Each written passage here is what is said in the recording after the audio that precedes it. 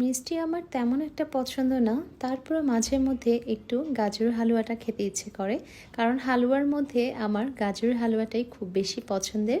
Hello everyone, আসসালামু আলাইকুম। আজকে আপনাদের সাথে সিম্পল একটা রেসিপি শেয়ার করলাম, গাজরের হালুয়া। আমি জানি এই রেসিপিটা আপনারা সবাই জানেন, তারপরেও ইচ্ছে করলো যে আপনাদের সাথে একটু শেয়ার করি। গাজরগুলো দেখেন কি সুন্দর ফ্রেশ একদম। আমি এটাকে গ্রেট করে নিয়েছি। এখন আমি আমার শখের চুলাটা জ্বালিয়ে নিয়েছি। আর যে কোনো হালুয়ার মূল উপাদান হচ্ছে ঘি। ঘি যত ফ্রেশ এবং খাঁটি হবে, হালুয়া ততই মজা হবে। আমি এখানে নিয়েছি অর্গানিক ফুডসের প্রিমিয়াম ঘি। এটার স্বাদ এবং ঘ্রাণ দুটোই খুবই ভালো। ঘিটা খোলার সাথে সাথে ঘরে একটা সুন্দর স্মেল ছড়িয়ে গিয়েছে। শখের চুলায় শখের প্যানে গাজরের হালুয়া রান্না করছি। তো আমি ঘিয়ের মধ্যে গাজরগুলোকে একটু ভেজে নিচ্ছি।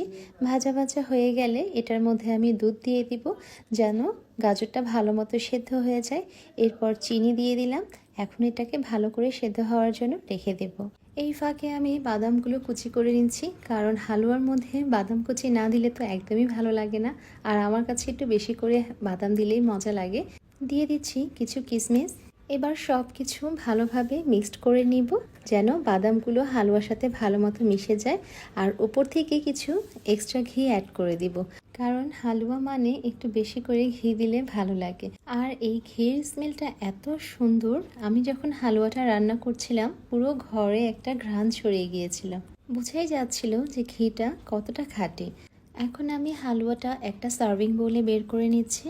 গরম গরম গাজরের হালুয়া খেতে কিন্তু বেশ মজা লাগে, তাই না? আর একটা হালুয়া তখনই পারফেক্ট এবং মজা হবে যখন ঘিটা ভালো হবে। এই তো আমার গাজরের হালুয়া রেডি হয়ে গেল। এই হালুয়াটা একদম সহজে আর ঝটপটে রেডি করে নেওয়া যায়। আর এই হালুয়াতে আমি ব্যবহার করেছি অর্গানিক ফুডসের প্রিমিয়াম ঘি। পেজের লিঙ্কটা আমি কমেন্ট বক্সে দিয়ে দিব, আপনারা সেখান থেকে চাইলে অর্ডার করতে পারেন। ভিডিওটি কেমন লাগলো কমেন্ট করে জানাতে ভুলবেন না। আল্লাহ হাফেজ।